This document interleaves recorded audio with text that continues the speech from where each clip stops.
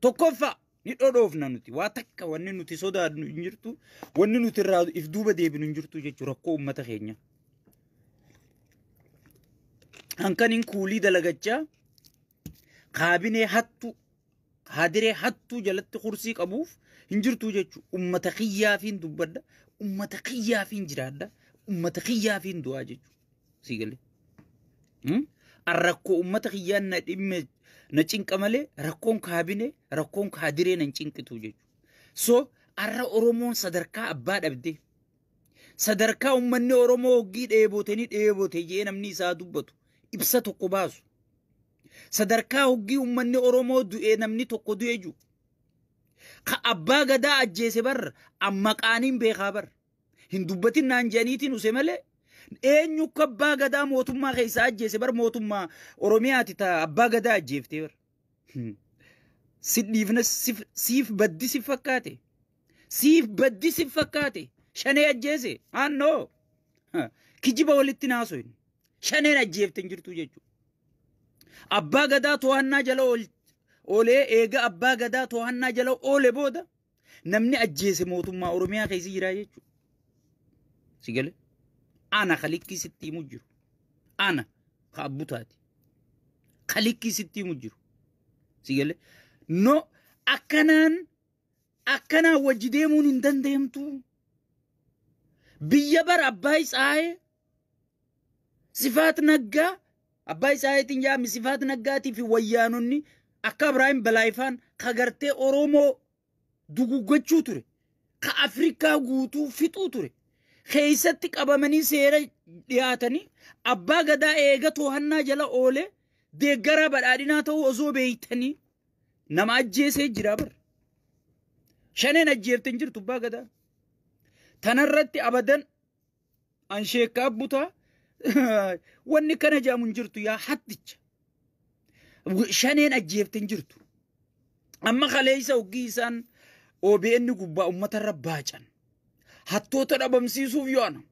Kira sassaabdota dhabamsiisuuf yaana. Hattuu dhabamsiisa. Yaa hattu. Hattuu dhabamsiisa.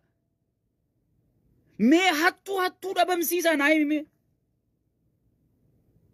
Hattuu dhabamsiisa. Siit dhabamuutaa. Siit dhabamuutaa. Si galee. Siit dhabamuutaa. Hattuu dhabamsiiftu hin jirtu jechuudha. Uummatarra baacuun dhiiga uummataatiin ichi dhuftanii suufa uffattanii farshoo fi cooma jalaa haatanii uummatarra baacuun abadan hin danda'amtu jechuudha. Uummata keenyarra baacuun uummata Oromoorra baacuun hin danda'amtu jechuudha. Yaa hattoota nuti bar bakka rakkinni jiru beeyna bar. Mootummaan federaalaatiis dhagayi waan namni jiru. Waajjira pirezidaantii fi waajjira paartii keessa jira rakkoon ichi gar rakkoon takkalleen hin jirtu. Godina keessa rakkoon hin jirtu, aanaa keessa rakkoon hin jirtu. Buqqisi hanga san. Si galee. Dheengadda wanni sirraa callifneef. Dheengadda hoggii inni kolkolee wali qabu Shimallis wanni callifneef. Si galee. Rakkoo wayyaaneen ilkee qabdi. Diina guddaa nutti as deemu kana. Guddicha nu ciruu deemu kana. Guddicha nu qabachuu deemu kana. Guddicha biyya nurraa balleessuu deemu kana. Abadan kana duran dhaabbannu kana wal duran dhaabbannu. Si galee. Si galee. Kana duran dhaabbannu. Haajollee haa tattaanii. Hattuu taanillee haa tattaanii tun rakkoo keeysooti. Si galee. Jenneeti cal jennee bira kunnee jechuudha. Amma wayyaanee san barbadeessinee jirraa jechuudha. Wayyaanummaan sunuu kan mataa ol qabattee nu dhufteef. Wayyaanummaan sunuu kan mataa baafattee nu dhufteef. Rakkoo Oromiyaa keessa jiru. Oromiyaa yoo qabanne. Oromiyaa yoo akka qacamiif jala goone hattoota kana if jala jaarree Oromiyaa yoo qabanne kaanni caccabsine jettee abdii tanaan dhuftee bar wayyaaneen. Si galee. Abdii tanaan dhuftee bar wayyaaneen. Arra bar mootummaan Oromiyaadhaa bar mootummaa badhaadhinaatii miti bar. Mootummaa girrisaatii fi mootummaa shaneetii bar. Si galee. Oromiyaan mootummaa bar badhaadhinni mootummaan qabu jechuu dandeessaa bar. xiqqoo gaafa dura filmaannee eegalurraa dubbadheetiin yeroo barbaachisaa miti jee cufnee bira kunnee jechuudha. Amma garuu walitti hin dhiifnu jechuudha. Eenyukka tiraantiramma ummataan sobu jirtan kana eenyukka sheeriidhaan galchu jiru nuti ni beeynaa barra. Ummanni wayinurra daldaladhaa isiniin jee nuuf daldala jee malee wayinurra daldaladhaa isiniin jee. Qabsoo ummataa irraanfattanii akkamitti ichi dhayxanii dhiiga ummataatiin ichi dhaquu irraanfattanii dhiiga hiyyeessaatiin ichi dhaquu irraanfattanii Oromoon boohu jirtii mi'arra. Oromoon boohu jirtii mi'arra.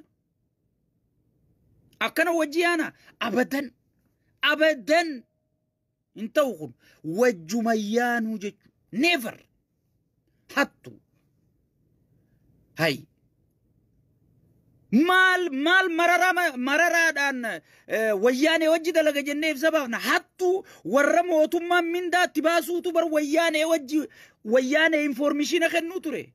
Tikeeta muratee biyyaa bahuu ture bar abiyyiitu paasapoora irraa guure malee hattoota zinaa kana.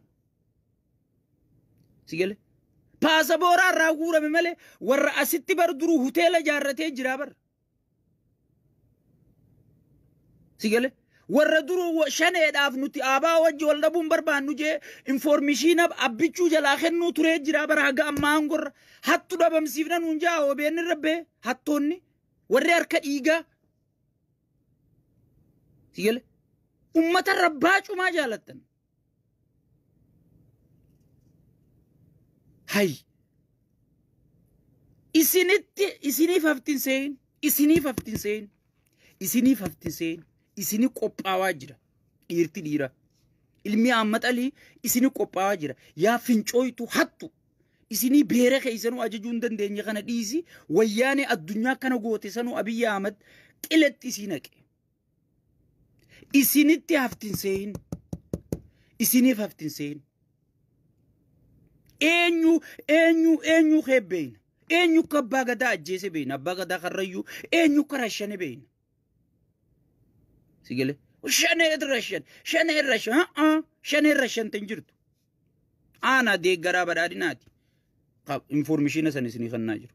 Shanee rashan tan jirtu eega inni to'annaa jala oolee qaban booda rashananii jechuudha. Karashane mootummaa naannoo Oromiyaati. Kijibdu.